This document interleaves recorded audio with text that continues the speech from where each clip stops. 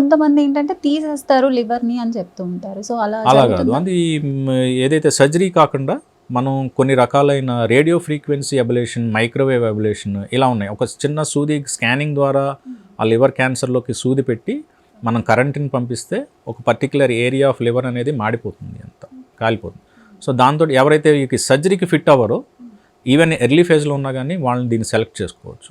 ఒకసారి ఇది సర్జరీకి ఫిట్ అవ్వట్లేదు అనుకున్నప్పుడు, సర్జరీ అంటే నేను చెప్పేది removal of liver, cutting of liver, not the transplantation కాదు. కటింగ్ ఆఫ్ లివర్ లేదు అనుకున్నప్పుడు ఏంటంటే మల్టీ మొడాలిటీ ట్రీట్మెంట్ అనేది వస్తుంది.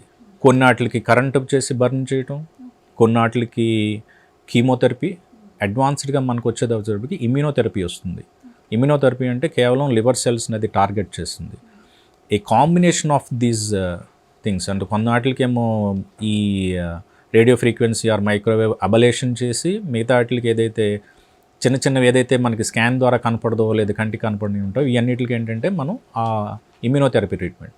సో ఇప్పుడున్న ప్రజెంట్ ట్రీట్మెంట్ ఏంటంటే లివర్ క్యాన్సర్ వచ్చింది అనగానే చాలామంది ఇంక దీనికి ట్రీట్మెంట్స్ ఏం లేవు, సర్జరీకి అసలు పనికిరాదు లివరు, ఇవన్నీ రకరకాల కాన్సెప్ట్స్ వస్తాయి. So one of the very important special feature of liver ఏంటి అంటే రీజనరేషన్ ఆఫ్ లివర్. మనం 60% నుంచి ఒక్కోసారి 70% లివర్ తీసేసిన మిగతా లివర్ అనేది ఇది డెవలప్ చేసుకుంటుంది సర్జరీ ద్వారా. రీజనరేషన్ ఈ అవకాశం ఉండడం వల్ల లివర్ సర్జరీ అనే దాన్ని మనం చాలా సేఫ్గా పెర్ఫామ్ చేయొచ్చు.